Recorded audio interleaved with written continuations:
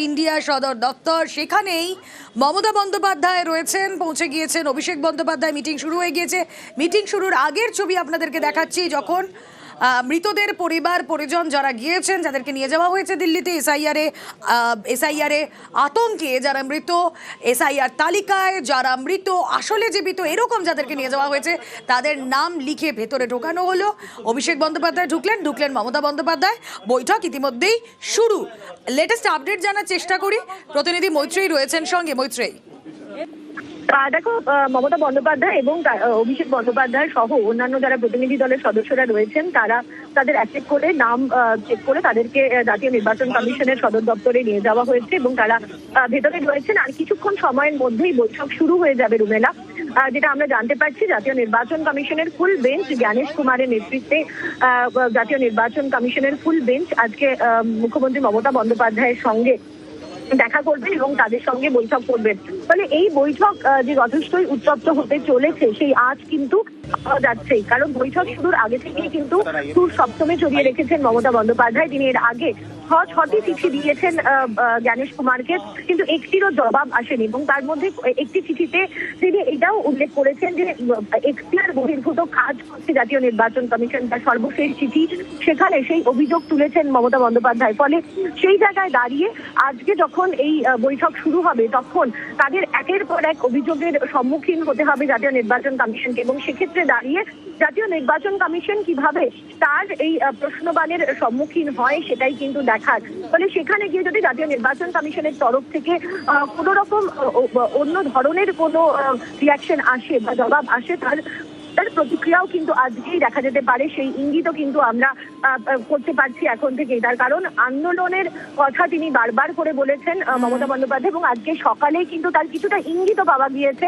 একেবারে রণংদেহী মূর্তিতে তিনি যখন দিল্লি পুলিশের তরফ থেকে এই আটকানোর চেষ্টা করা হচ্ছিল বাংলা থেকে আসা আক্রান্তদের পরিজনদের, তখন কিন্তু তিনি ছুটে গিয়েছেন এবং সেখানে একেবারে এই দেখো আরো একটা পার্সপেক্টিভ এই গোটা ঘটনার আমরা দেখতেই পারি যে মমতা বন্দ্যোপাধ্যায় শুধু ছুটে গেলেন না, সেখানে দাঁড়িয়ে বলছেন দেশের কেউ না লড়লেও আমি লড়বো। এবং বিরোধিতার জায়গায়, যে কিছুক্ষণ আগে তুমি বললে আজ সুর সপ্তমে জড়িয়ে রেখেছিলেন, বিরোধিতার জায়গা মমতা বন্দ্যোপাধ্যায় আরো স্পষ্ট করেছেন দিল্লির মাটিতে। দেখো, কিছুদিন আগে অখিলেশ যাদব বলেছেন বিজেপির বিরুদ্ধে লড়াই করছেন মমতা বন্দ্যোপাধ্যায়।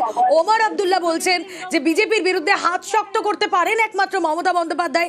সেখানে গিয়ে মমতা বন্দ্যোপাধ্যায় আরো একবার যেন এই স্টেটমেন্টগুলোই স্পষ্ট করলেন। নিঃসন্দেহে দেখো, মমতা বন্দ্যোপাধ্যায় তিনি যে আন্দোলন এবং প্রতিবাদ এবং বিজেপির বিরুদ্ধে যে সুর ছড়ানোর এবং বিজেপির বিরুদ্ধে আন্দোলন গড়ে তোলার ক্ষমতা রাখেন, সেই প্রমাণ কিন্তু তিনি আজকে দিল্লিতে এসে করে দিয়েছেন। তার কারণ যে বিষয়টি একাধিক রাজনৈতিক ব্যক্তিত্বরা বলেছেন, কিন্তু আজকে সেটা কিন্তু কেউ করে দেখাতে পারেনি। এই একই রকমের ঘটনা লাদাখের, যখন সোনাম ওয়াংচুকের আন্দোলন চলছিল, লাদাখ থেকে প্রচুর মানুষ এসেছিলেন। সেই সময়ও কিন্তু দেখা গিয়েছিল যে দিল্লি পুলিশ লাদাখ ভবনের ভেতরেই তাদেরকে আটকে দিয়েছেন, তাদেরকে বাইরে বেরোতে দেননি। দিল্লিতে যখন কৃষকরা আন্দোলন করেছিল, তখন দিল্লির বর্ডার তাদেরকে পেরোতে দেওয়া হয়নি, কৃষকদেরকে তাদেরকে আটকে দেওয়া হয়েছিল।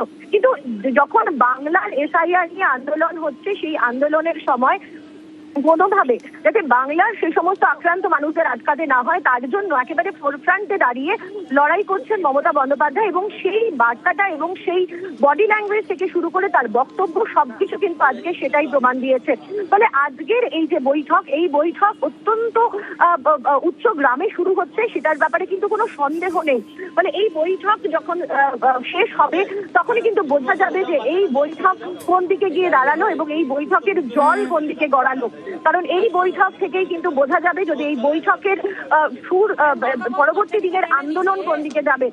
মমতা বন্দ্যোপাধ্যায় বিজেপির বিরুদ্ধে আন্দোলন গড়ে তুলেছেন, রাজনৈতিকভাবে তিনি আন্দোলন করেছেন এবং তিনি এবার আইনি ভাবেও কিন্তু আন্দোলন করেছেন। আজকে তিনি জানিয়েছেন যে তিনি সুপ্রিম কোর্টের দ্বারস্থ হয়েছেন, তিনি নিজে পিটিশন ফাইল করেছেন এবং সেখানে তিনি স্পষ্ট করে দিয়েছেন যে যদি তাকে অ্যালাউ করা হয় তাহলে তিনি যাবেন সুপ্রিম কোর্টে। ফলে একদিকে রাজনৈতিক লড়াই এবং অন্যদিকে আইনি লড়াই। আমরা এই খবরেই নজর রাখবো, প্রতি মুহূর্তের আপডেট তোমার মাধ্যমে নিতে থাকবো। সরগরম দিল্লি এসআইআর প্রতিবাদে, তবে একটা হেডলাইন্সের পর।